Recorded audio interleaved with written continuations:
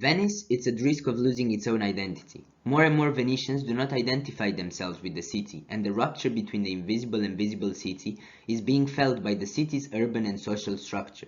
Focusing on the tradition of boat building and drawing inspiration from Venice's history, Redivivus allows the people to reconnect with their beloved city and take pride in their tradition.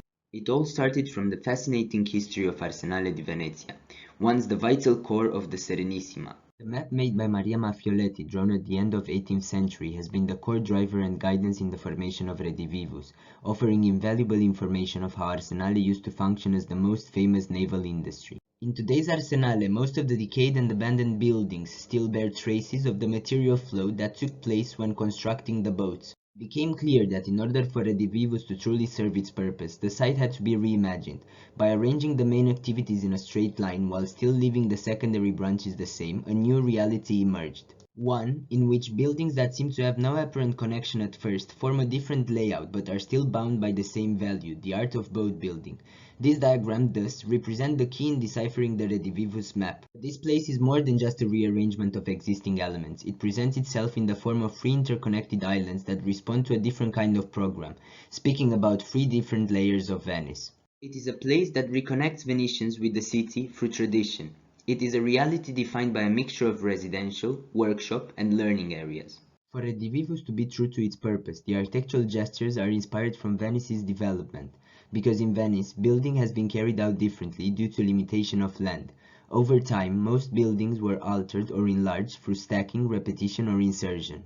The residential area is inspired from the workshops for gondolas, also known as squares. The square functioned during the day as a workshop, along with its open courtyards, while at night the workers used to sleep at the mezzanine level just above the gondolas. The ground floor used as boat storage presents itself as the negative of a square, while stacked above are the houses blending in with the residential fabric of Venice. Three boat-like apartments are intersected by a fourth boat hull and form the Redentore Bridge, connecting the residential island with the maintenance one. It stands as a reference to yet another tradition, Festa della Redentore, in which a temporary bridge connects Zatere to Giudecca. The maintenance island is the place where people will be able to repair and take care of their boats, because just like the urban fabric of Venice, boats need constant maintenance, and what better way to learn than to be able to assist at this process? Architecture thus connects multiple buildings together through an underground insertion, while at the same time adapting them to serve the program. The structure used for covering the dry docks follows the old principle used by Arcelanotti to recover wrecked boats at sea, and the complex system that was put in place to do so. Vivus Bridge is an allegory of the history of boat building in Arsenale, connecting the maintenance island to the learning and culture one. It interprets the transition period from wooden to metal vessels that took place. Therefore, one part is out of steel, the second half is a wooden structure supported by the old crane of Porta Nova.